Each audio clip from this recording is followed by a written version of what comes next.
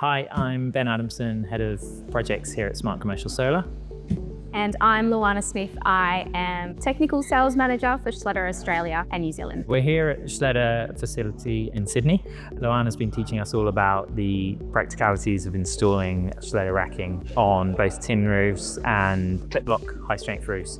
So it's been really good for our project managers and engineers to get a good understanding of what the installers are actually doing on the ground. When you're a project manager or you're stuck in that world, you sometimes are outside of it. So it's good to understand what the installers go through and do. And the guys are actually pretty quick. You're pretty quick on the roof.